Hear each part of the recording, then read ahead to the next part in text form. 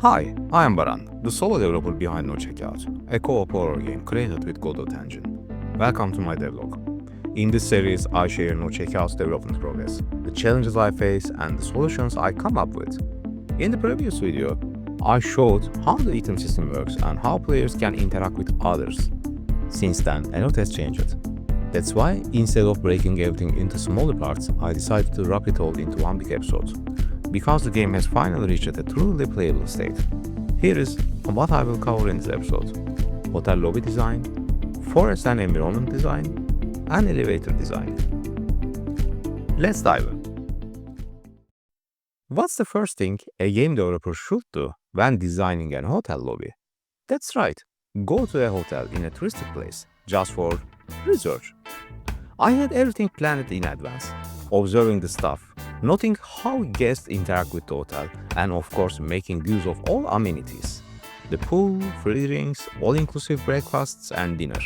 The only purpose was to design a good hotel lobby, definitely not to relax or having fun. If you are enjoying this kind of journey, don't forget to like the video and subscribe to the channel so you don't miss the next episodes. After collecting all that scientific inspiration, it was time to actually build the lobby. The main goal was to make players feel the atmosphere the moment they stepped inside. So I focused on lighting, spatial scale, and furniture placement. I adjusted the spotlights, set up a basic global illumination, placed the sofas and tables, and aligned the reception desk. The walls and floor received their first textures, and I tested different light bakes to find the right mode. I also added a TV with static noise, a must-have for every horror game. Next, it was time to design a forest creepy enough to match the hotel. With the hotel lobby done, I could move on the next step, placing the building in a creepy forest. And what's the first thing a game dev should do to design a scary forest? Exactly, go to any German forest after midnight, because here all forests automatically switch to hardcore mode at 12 am.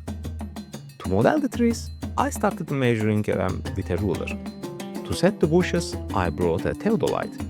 For the leaf shader settings, I used a microscope. And for the animals, I strapped GoPros on the local German forest animals to record their animations. After this research, it was time to actual implementation. I arranged the assets, set up the lighting, and built the atmosphere surrounding the hotel entrance. The goal was to make players feel unsafe from the very first step, greeted by an unsettling environment. I balanced a tree density, fog effects, and nightmare ambience to achieve that. With the hotel and forest complete, it was time for one of the game's core mechanics, the elevator. And what's the first thing a game developer does when designing an elevator? Yes, you guessed it. Download a free asset from the internet. In the game's structure, elevators are not just for the transport, they also set the pacing and tension. Doors opening and closing, button interactions, and smooth scene transitions were all crucial. Each stage has its own unique elevator behavior and mechanics. In other words, every stage comes with its very own new custom elevator. Once the design was set, I moved on to the implementation. Players can call the elevator, watch the door open, step inside, press a button, and see the doors close as they transition to the next stage.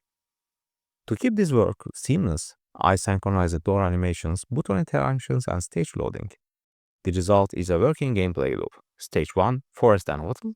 Stage 2, dummy stage.